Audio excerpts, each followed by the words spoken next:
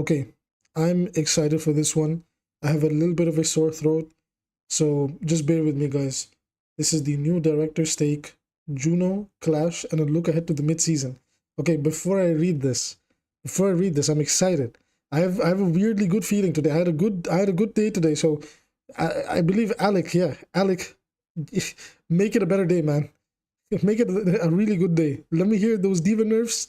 Let me hear that armor is being changed. That's all I want to hear, man. The squishy to squishy interactions actually not that bad. Okay, so let's get started. Juno, Clash, look ahead to the mid-season director's take. Hey everybody, Alec is here. This week's director's take will be a small reflection on the first half of Season 12 with the release of Juno and Clash, as well as a brief look at some tweaks coming in the mid-season patch and beyond. Okay, that's interesting. Let's hear some of their insight. So he starts by checking in on Juno. Let's start with Juno. Honestly, it's been a joy seeing the community fall in love with our favorite Martian. We started on her prototype early last year and went through many iterations. Damn, that's crazy to get to the Juno you see today. Like, we were still a little worried about the lock-on damage ability. Okay, you know what? I'm willing to let Juno have it because she can't headshot, but I do think the current, 80 number is a bit much. Maybe tone it down to 75, but it's like, it's not a high priority. It's like, whatever. Anyways, but y'all have seemed to acclimate well to combating her pulsar torpedoes.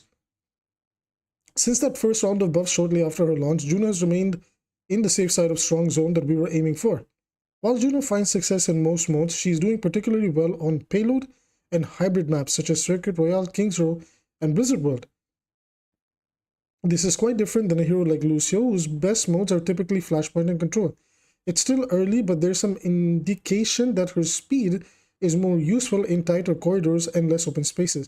I mean, I don't think it's like early to say that it is better to use in tight space and corridors because of the way that you can quickly take control of the zone, right? And I think it's not just that, but if you know how to really effectively use your pulsar torpedoes, you use Juno's double jump to take a nice angle, you can actually really enable a rush or dive very effectively if you know what you're doing.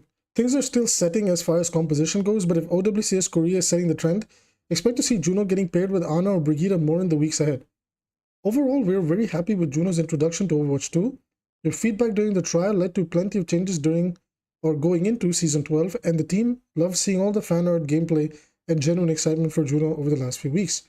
As we progress further into the season, we're going to let Juno sit in her current state for a bit and observe some elements of her kit mature over time to see if they need additional changes. For example, how allies play with her ultimate.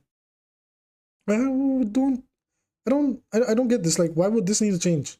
Is it from the perspective that the ultimate is useless or useful? That's kind of what I don't know. Thanks for the reception. Okay, so next steps for Clash. Oh, Clash. Okay, so Clash, I like the game mode, but I think it needs work, right? Because at least it feels different, but there's a lot of problems that they need to fix on it. So, for Clash, Alex says, one of the bigger additions in Season 12 was our new mode Clash. When we set out to make Clash, we wanted it to contain more constant action than the other modes, where you wouldn't feel like you're taking long treks to the next teamfight or objective. At one point during development, there was so much action that it became harder for folks to even have a clear understanding of which point was active at any given time. I would actually argue this happens even now. Nothing worse than winning a teamfight on the wrong point. Yeah, this kind of happens, I'm not gonna lie. With Clash now live, not only does it stand out in terms of pacing, Clash is fast and frantic, but the communication of where the match stands is also much more clear. Your feedback was quite helpful here to confirm a suspicion we had. Going for the last objective, A or E, was a Herculean task and not worth it. So we split it up into 3 segments to make it easier to acquire at least point A or E. Even with some of these early changes to Clash, we think more tweaks are needed. Here are some of our current priorities in order for adjustments to Clash. Decrease the current stomp rate and number of matches with an extremely short duration. This is nearly impossible. I'm not gonna lie, this is nearly impossible. It's just the nature of 2 CP or 5 CP to be a stomp or not be a stomp, because oh my god, okay, I'm gonna reserve my commentary on this for a longer Clash video because there's a lot more to read. So yeah, incentivize attacking objectives A or E even more for the attackers. This is achievable. Increasing overall feeling of fairness, achievable. Keeping Clash clear and understandable. This might be tough.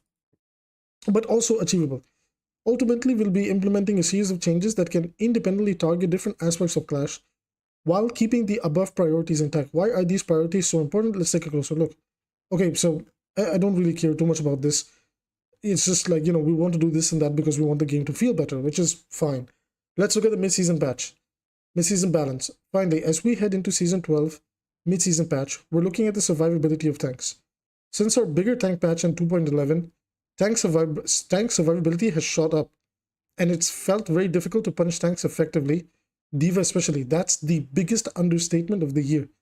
We want to pull back slightly, looking specifically at the power in armor. Thank God. This is all I needed to see. And some of the defense passives given to the tank. Oh my God. Please nerf the headshot thingy. Seriously, nerf the headshot thingy. I don't care if tanks have power in terms of tankiness within their abilities, but do not overkit them with passives.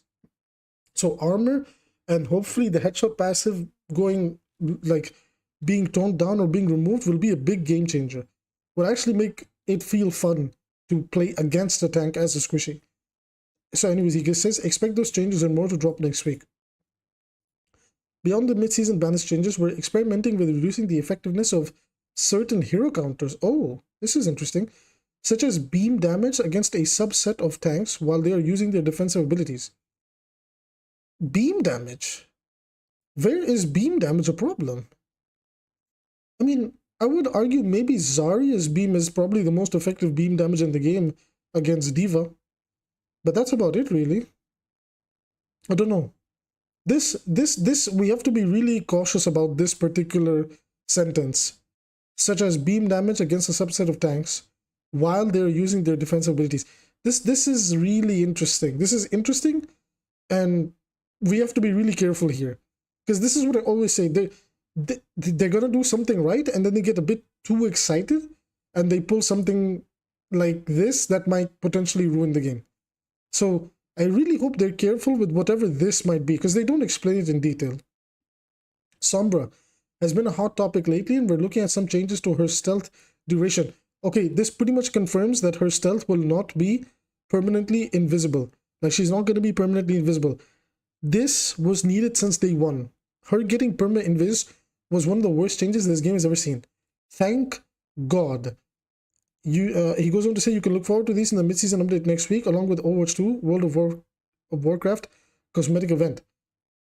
Thank you, and let's make a good game. Okay, first of all, amazing dev blog from AbbyAZK. He really seems like, finally, took them long enough, but he really seems like he has a good understanding of what people like and don't like. The stealth duration, the armor, the tank passives, like potentially the headshot reduction, and understanding that, Sombra is a little bit silly. This is very good for the game. This is really good. This could potentially lead to 5v5 at least feeling fun to play, and not like whatever it feels like right now. It just feels terrible, right? At least interacting with tank feels terrible. The squishy to squishy interaction, like I said, is not that bad. This can potentially make 5v5 at least bearable until we get to 6v6. So with that being said, honestly, all the eggs are in their basket to really knock it out of the park. I really look forward to seeing what they do here, because it's going to be very interesting. But again, like I said, potentially this might be the best patch ever, or it might just be a really good patch with some question marks here and there that might be problematic. So what do you guys think? I'm actually excited and really looking forward to seeing what this patch is going to be, because if it's actually pretty good and it feels much better to interact with tanks again, might actually start grinding the game a lot more. So go for it, Overwatch. Make this a good patch. Anyways, everybody, with that being said, I will see you guys in the next video.